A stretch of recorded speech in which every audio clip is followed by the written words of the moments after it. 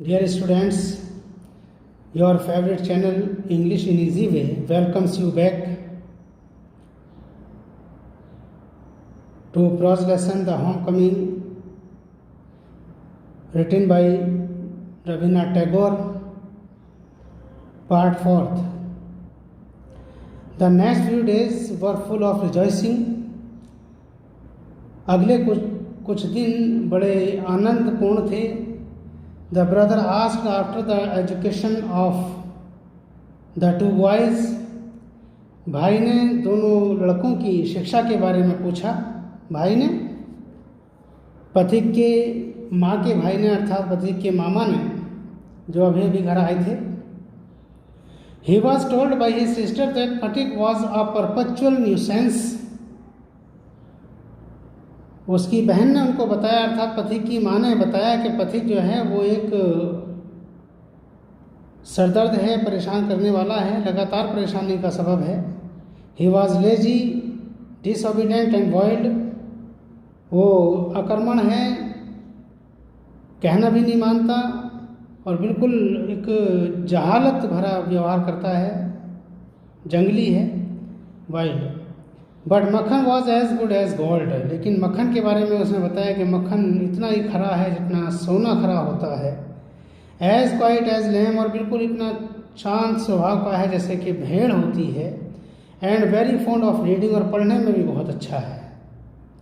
जैसा उसका परसेप्शन था उसकी माँ का, वैसा दोनों बच्चों के बारे में वैसा अपने भाई को बता दिया.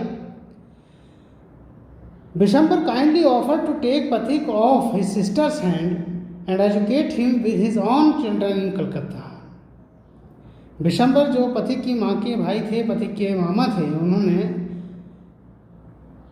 ये ऑफर दिया कि मैं पथिक को ले जाता हूँ और उसको अपने बच्चों के साथ कलकत्ता में पढ़ा लेता हूँ. The widowed mother readily agreed. विधवा माँ जल्दी ही सहमत हो गई इस प्रपोजल पर, इस प्रस्ताव पर. When his uncle asked Pathik if he would like to go to Calcutta with him, his joy knew no bounds and he said, "Oh yes, uncle." जब उसके मामा ने पथिक से पूछा कि क्या वो उसके साथ कलकत्ता जाएगा, तो उसकी खुशी का कोई ठिकाना नहीं रहा और वो कहने लगा, हाँ अंकल हाँ. In a way that made it quite clear that he meant it.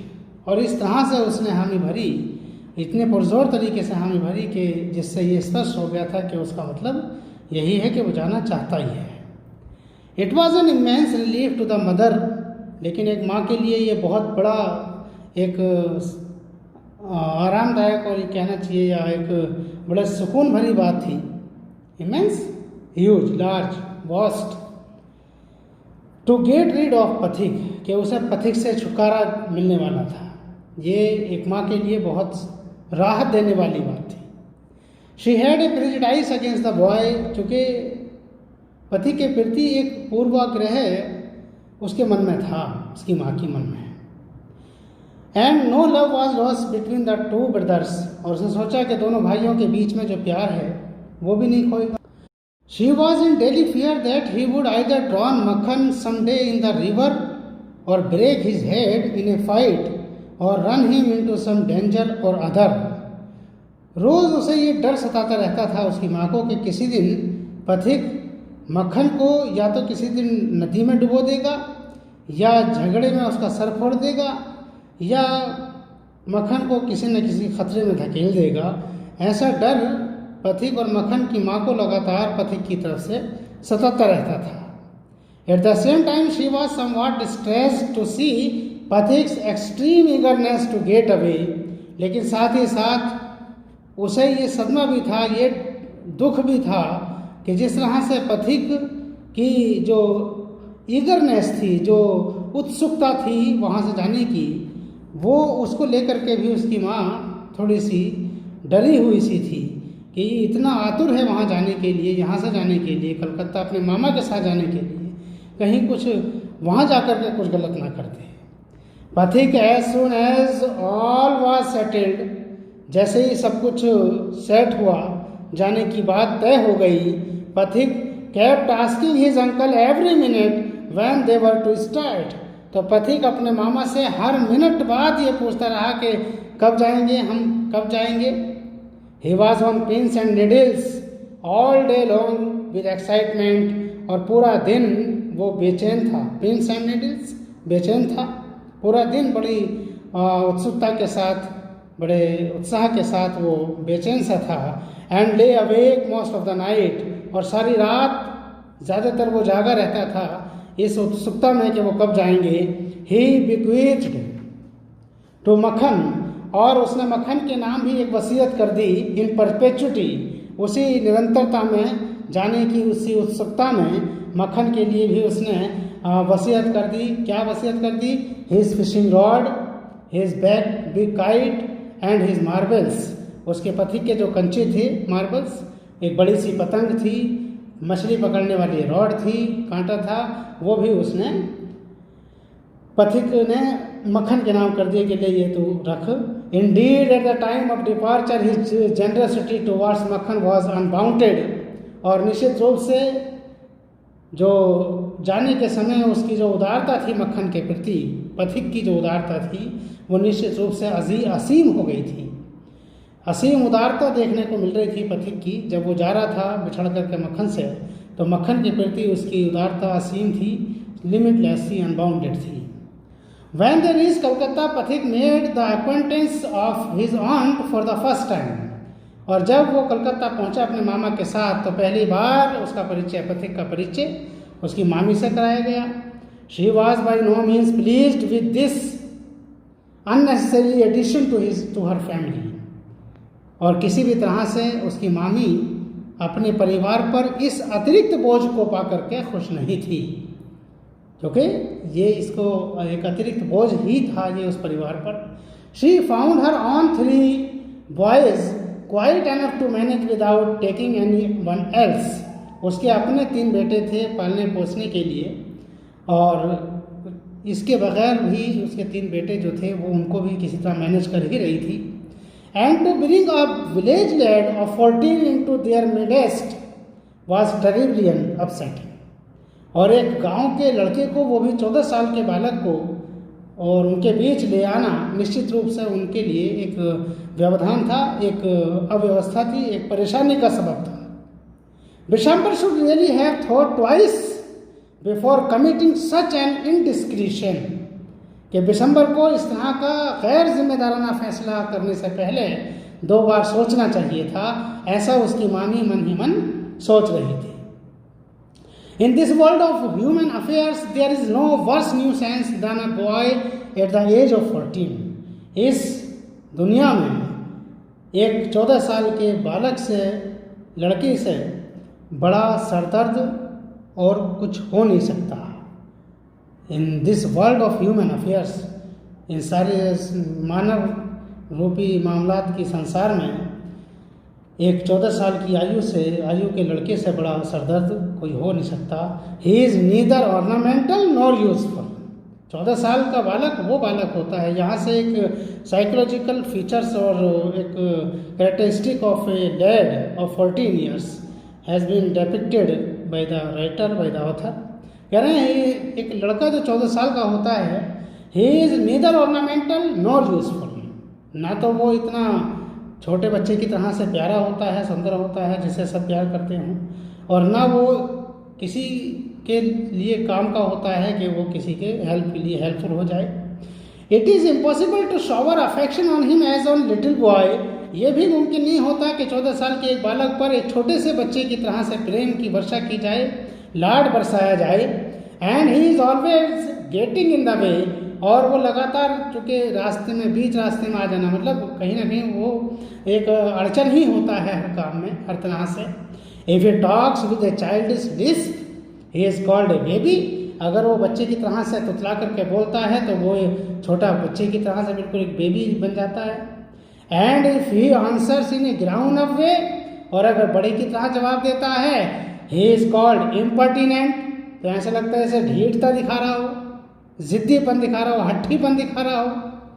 In fact any talk at all from him is resented. वास्तव में कोई भी बातचीत बच्चे की तरफ से, 14 साल के बालक की तरफ से किसी भी प्रकार की कोई बातचीत हो, वो क्रोधित करने वाली ही होती है, गुस्सा दिलाने वाली होती है। Then he is at the unattractive growing age, क्योंकि वो एक अनाकर्षक और बढ़ती हुई उम्र का बालक होता है।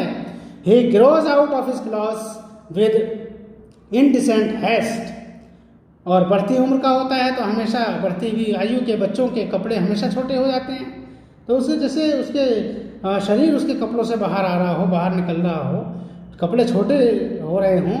हिज वॉइस ग्रोज हॉर्स, उसकी आवाज़ में भी भारीपन आ जाता है। एंड ब्रेक्स एंड क्वेवर्स, और जो आवाज़ में एक भर्राहट हो जाती है, वो भर्राहट भी, जो भर्राहट है वो भी टूटने वाली होती है, यानी वो ग्रोइंग स्टेज में आकर के आवाज़ में भारीपन होना और वो एक मासूमियत का ख़त्म हो जाना। This is the quite natural development in a boy of 14 years. His face grow suddenly angular and unsightly, और उसका चेहरा भी लगातार जो है वो बढ़ती हुई उम्र की वजह से एंगुलर हो रहा होता है। It is easy to excuse the shortcoming of early childhood, जब बचपन में बालक होता है तो उसकी कमियों को आसानी से नज़रअंदाज कर दिया जाता है, उसकी गलतियों को आसानी से माफ़ कर दिया जाता है। But it is hard to tolerate even unavoidable lapses in a boy of 14, लेकिन 14 साल के बालक की गलतियों को नज़रअंदाज करना, उसे बर्दाश्त करना मुश्किल होता है। The lad himself becomes painfully self conscious, और इस उम्र का बालक भी आत्मनिर्भर और सेल्फ सेंटर्ड और सेल्फ कॉन्शियस ज़्यादा हो जाता है, ये अपने आप पर ज़्यादा ध्यान देता है।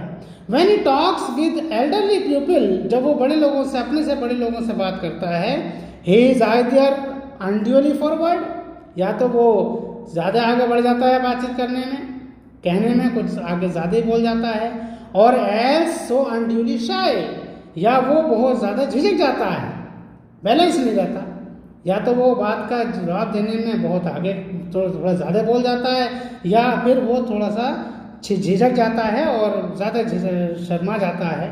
That he appears ashamed of his very existence, और दोनों ही सूरतों में वो शर्मिंदगी का सबब बन जाता है। या तो वो आगे बढ़ के बोल जाए तो भी उसे बाद में रियलाइज़ होता है मैं ज़्यादा बोल गया, या वो झिझक जाए, शर्मा जाए, हेजिटेट कर जाए तो भी उसे बाद में रियलाइज़ होता है कि मुझे इतना नहीं झिझकना चाहिए था। Yet it is at this very age when in his heart of hearts a young lad most craves for recognition and love, और यही वो उम्र होती है जब एक युवा लड़के के मन में सबसे बढ़कर के एक चाहत ये होती है, क्रेव्स, लॉन्जिंग, ये चाहत होती है कि उसे पहचान की और प्रेम की आवश्यकता होती है, कि उसे भी पहचाना जाए, उसे भी वो भी नज़र में आना चाहता है, और वो भी सबका प्रेम चाहता है। And he becomes the devoted slave of anyone, और वो जानबूझ करके हर उस व्यक्ति का गुलाम बन जाता है, हर उस व्यक्ति का दास बन जाता है। हु शोज हिम कंसिडरेशन, जो भी उसके प्रति थोड़ा सा भी ध्यान देता है, जो भी उस पर थोड़ी सी मेहरबानी दिखाता है, वो उसी के प्रति आसक्त हो जाता है, उसी के प्रति वो सेवक बन जाता है। But none dare openly love him, for that would be regarded as undue indulgences and therefore bad for the boy. लेकिन कोई भी व्यक्ति 14 साल के बालक की तरफ खुल करके उससे प्रेम प्रदर्शित नहीं करता, किस वजह से? अनड्यू इंडल्जेंसेस, रिगार्डेड एज अनड्यू इंडल्जेंसेस, कहीं ऐसा ना हो कि बिना मतलब वो उसका गलत फ़ायदा उठा जाए, उसका गलत लाभ ले जाए। And therefore bad for the boy, और ये सोचता है कोई भी व्यक्ति उसको प्रेम दिखाने से पहले, उसके प्रति सहानुभूति दिखाने से पहले, उस पर लाड दिखाने से पहले ये सब बालक के लिए अच्छा भी नहीं होता। So what with scolding and chiding, लेकिन जो उसे डांटते हैं, उसे फटकारते हैं, ही becomes very much like a starry dog, और जब उसे फटकार लगती है, उसे डांटा जाता है, तो जैसे एक सड़क का भटका हुआ कोई डॉग होता है, कुत्ता होता है, वो इस तरह से भटक जाता है। That has lost his master, वो जब उसको डांटा जाता है, बार बार उसको फटकार लगती है, तो जैसे एक सड़क गली का कुत्ता जो अपने मालिक को खो चुका हो, उसका बिहेवियर भी बिल्कुल इसी प्रकार से हो जाया करता है। For a boy of 14 his own home is only paradise. 14 साल के एक बालक के लिए सबसे अच्छी कोई जगह है जिसे स्वर्ग की संज्ञा दी जा सकती है, तो वो केवल और केवल उसका अपना घर होता है। To live in a strange house with strange people is little short of torture. और अजनबी घर में अजनबी लोगों के साथ रहना एक 14 साल के बालक के लिए एक प्रकार की प्रताड़ना, एक प्रकार का शोषण होता है। While the highest height of bliss is to receive the kind looks of women. अजनबी जगह, अजनबी मकान में कोई रहता है, इस तरह प्रकार का बालक रहता है, तो वो अपने आप को थोड़ा सा वहाँ प्रताड़ित मानता है, जबकि वहाँ रहने वाली नारियों, स्त्रियों का एक उदारतापूर्वक जो नज़रिया इस बच्चे की तरफ होता है, वो उसको बहुत बड़ा अपने आप में वरदान मानता है। And never to be slighted by them. और वो ये अपेक्षा करता है कि वो वहाँ रहने वाली स्त्रियों के प्रति घृणा का पात्र ना हो, नफरत का सबब ना हो। It was anguish to Phatik to be the unwelcome guest in his aunt's house. और यही चिंता का सबब था पथिक के लिए कि वो अपनी मामी के घर में अपने आप को एक बिन बुलाया हुआ मेहमान समझ रहा था। Despised by this elderly women. और ये जो वृद्ध स्त्री थी, उसकी मामी, वो उससे घृणा करती थी। एंड स्लाइटेड, उससे नफरत करती थी। ऑन एवरी ओकेजन, हर जगह जब भी अवसर मिला तब उसको अपनी मामी के द्वारा तिरस्कार मिला, घृणा मिली, नफरत मिली। If she ever asked him to do anything for her. और कभी उसकी मामी ने पथिक से अगर अपने लिए कुछ करने के लिए कहा, he would be so overjoyed, तो वो इतना उल्लासित हो गया, that he would overdo it, कि उल्लास में, अति उत्साह में उसने इसको गलत कर दिया। And then she would tell him not to be so stupid। और फिर ये उसकी नज़र में अच्छा बनने की बजाय फिर एक तरह की परेशानी का सबब बन गया। And to get on with his lessons. और अब उसे जो है फिर इन बातों से सबक ही मिलता रहा, वो सीखता रहा कि वो करता अच्छा के लिए था और हो बुरा जाता था। तो प्रिय छात्रों, लगभग 2/3 of the lesson we have completed, and rest of the portion of the lesson will be completed in the next video. So once again I firmly appeal you to subscribe the channel, to like this video and share also.